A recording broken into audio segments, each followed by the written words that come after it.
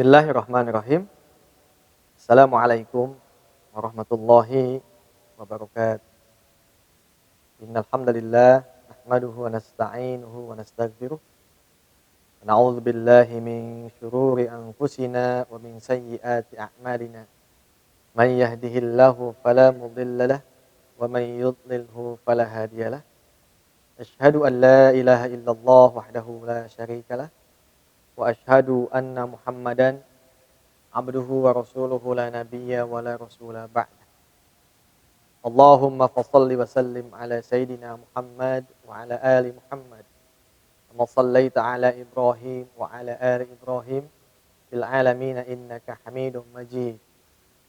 Allahumma barik ala Muhammad wa ala ali Muhammad kama barakta ala Ibrahim wa ala ali Ibrahim fil alamin innaka Hamidum Majid. Amma ba'd.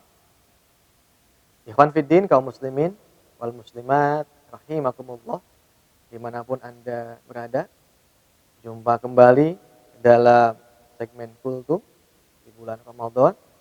Mudah-mudahan Allah senantiasa mengampuni dosa-dosa kita. Mudah-mudahan kita juga tetap terjaga niat ketulusan kita selama menjalankan ibadah di bulan yang mulia ini. Baik ikhwan fiddin rahimakumullah, salah satu keistimewaan hukum Islam itu diantaranya adalah sangat-sangat manusiawi. Allah sebagai pencipta, Allah sebagai pemutus, Allah yang punya kedaulatan satu-satunya yang mutlak dalam membuat aturan-aturan kehidupan ini, tentu di sisi lain sangat memahami situasi, kondisi, keadaan. Manusia yang bersifat lemah, manusia yang tak berdaya, manusia yang tidak selamanya sehat, manusia yang tidak selamanya mampu, manusia yang tidak selamanya cukup. Ini sangat diperhatikan oleh Allah Subhanahu wa taala. Maka coba lihat, ketika Allah Subhanahu wa taala mewajibkan suatu kewajiban, pasti di bawah ayatnya itu Allah selalu lanjutkan dengan situasi kondisinya. Contoh misalnya ketika Allah mewajibkan puasa. A'udzubillahi minasyaitonir rajim. Ya ayyuhalladzina amanu kutiba alaikumus-shiyam kama kutiba 'alal ladzina min qablikum la'allakum tattaqun. Ya. Kemudian di ayat bawahnya, faman kana minkum maridun aw 'ala safarin fa'iddatum min ayyamin ukhra. Artinya apa? Wajib itu jika kamu tidak dalam kondisi sakit. Jika tidak dalam kondisi safar begitu. Nah, ini menunjukkan apa? Bahwa situasi kondisi manusia itu sangat dipahami sekali oleh Allah sebagai pencipta. Di ayat lain misalnya ketika Allah mewajibkan bahwa utang itu harus dibayar sesuai dengan akadnya. Tapi ya, jika seandainya kondisinya sulit, fa in kana dzu usratin fa nadhiratun ila maisarah. Silakan tangguhkan. Kalau ditangguhkan tidak bisa juga, Allah katakan wa anta saddaqu khairul lakum. Kamu sedekahkan berapapun jumlah utang itu lebih baik. Itu kata siapa? Kata pemilik kekayaannya mengatakan begitu. Kemudian di ayat lain misalnya, sekalipun hukum qisas itu tegas, ya ayyuhalladzina amanu kutiba alaikumul qisasu fil qatla. Namun di bawah ayatnya itu, faman ufiya lahu min akhihi syai'un fattiba'un bil ma'ruf wa ada'un ilaihi bihsan. Jika dimaafkan oleh ahli warisnya, keluarga korbannya, maka ikutilah dengan membayar diat.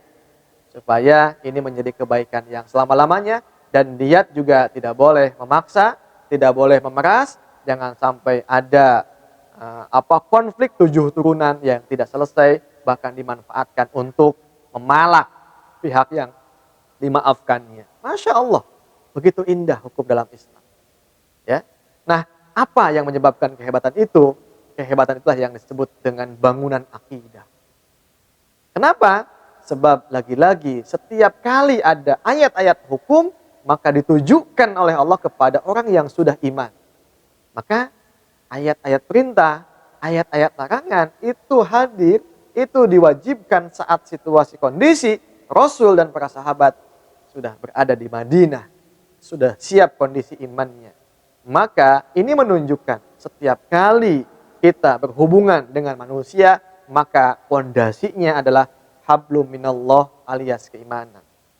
Maka andai saja hari ini ada kaum muslimin, ada sebagian orang Islam yang tidak menepati janji, akhlaknya tidak baik, bahkan sulit dipercaya ketika menjalankan amanah-amanah, berarti itu menunjukkan dia masih ada masalah dengan tingkat keimanannya.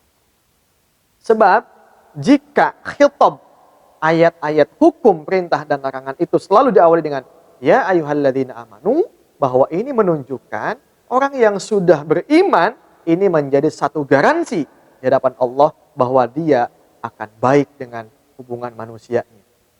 Maka kalau ada yang tanyakan, Ustadz, kenapa misalnya dia itu pakai jilbab rapi, dia itu rajin sholat, tapi ketika bayar utang susah, berarti ada urusan iman yang belum selesai dengan Allah Subhanahu wa Ta'ala.